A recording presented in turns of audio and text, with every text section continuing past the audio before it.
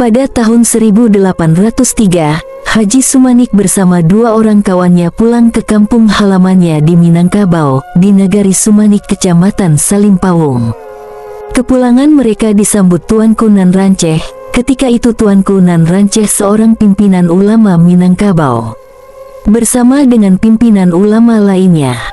Mereka berusaha memurnikan ajaran Islam di Minangkabau dari kebiasaan yang berlaku seperti perjudian, penyabungan ayam, penggunaan madat, minum minuman keras, dan juga aspek hukum adat matrilineal mengenai warisan, serta longgarnya pelaksanaan kewajiban ritual formal agama Islam. Gerakan mereka yang disebut Gerakan Padri berkembang pesat dengan kekuatan militer yang kuat yang pada akhirnya menimbulkan pertentangan dengan kaum adat.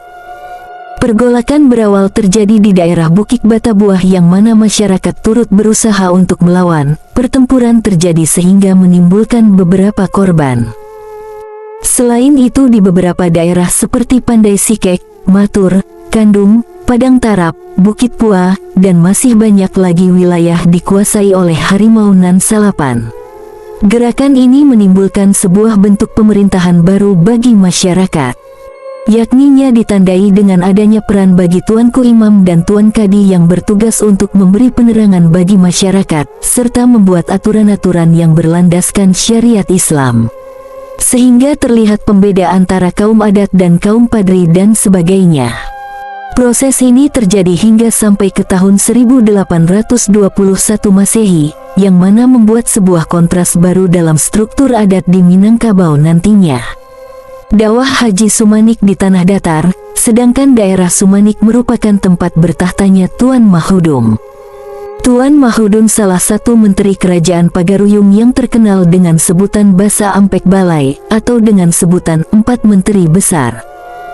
Di sini kaum padri mendapat perlawanan kuat dari masyarakat, yang mana keluarga kerajaan bekerja sama dengan kaum adat karena mereka tahu bahwa pengaruh padri mulai berhasil di wilayah Agam. Kekuasaan penghulu memiliki pengaruh yang besar di tengah masyarakat tanah datar pada saat itu. Sehingga demikian Haji Sumanik mengalami kesulitan dalam mengembangkan ajaran Islam yang dipahaminya. Maka beliau pindah ke wilayah Lintau. Diketahui juga bahwa Haji Sumanik juga difitnah oleh Belanda telah memberi pengajaran kepada masyarakat tentang cara mengolah mesiu. Akhirnya beliau wafat di Nagari Lintau. Kemudian beliau dikuburkan di kampung halamannya di Nagari Sumanik, Kecamatan Salimpawung, Kabupaten Tanah Datar.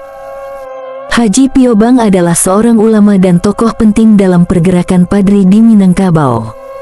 Haji Piobang yang lahir di Dusun Gando, Nagari Piobang, Kabupaten 50 Kota, atau dengan sebutan Luhak 50. Ketika beliau kembali ke kampung halamannya tepatnya di wilayah Piobang, lalu beliau mendirikan sebuah surau tepatnya di Gando dan beliau pun juga kerap mengunjungi haji miskin di wilayah Kamang.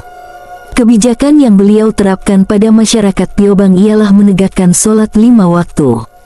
Tidak boleh berjudi, minum minuman keras, sabung ayam serta mabuk-mabukan.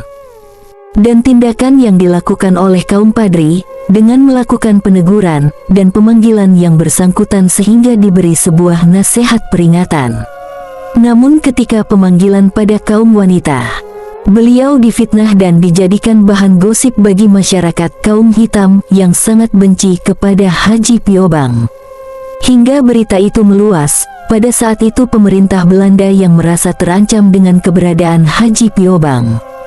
Belanda pun mengambil kesempatan dengan menebarkan berita bahwa, bagi siapa yang dapat membunuh Haji Piobang akan diberi hadiah besar. Akhirnya beliau gugur dibunuh oleh kaum adat dengan dipancung lehernya, ketika hendak mengambil wuduk sewaktu akan menunaikan sholat subuh. Kemudian beliau dimakamkan di wilayah Dusun Gando, Nagari Piobang, Kabupaten 50 Koto. Begitulah kisah sedih perjuangan hidup mereka, berdakwah untuk menyampaikan kebaikan. Hikmah yang bisa kita ambil dari semangat perjuangan mereka adalah, Perjuangan melawan penjajah harus memerlukan persatuan dari berbagai elemen masyarakat, tanpa memandang latar belakang suku, agama, atau golongan. Tokoh-tokoh tersebut menunjukkan bahwa semangat pantang menyerah dan keyakinan yang kuat adalah modal penting dalam menghadapi musuh yang kuat. Kepercayaan pada ajaran agama dan kebenaran perjuangan menjadi dasar bagi mereka untuk terus berjuang, bahkan dalam situasi yang sulit. Perjuangan mereka adalah bukti nyata cinta tanah air dan keinginan untuk membebaskan diri dari penjajahan. Tokoh-tokoh ini juga menunjukkan ketegasan dalam sikap dan tindakan mereka dalam menghadapi penjajah.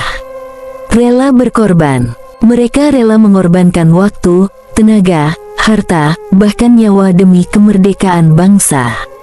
Keberanian. Keberanian dalam menghadapi musuh yang lebih kuat adalah contoh nyata dari semangat juang yang perlu kita teladani.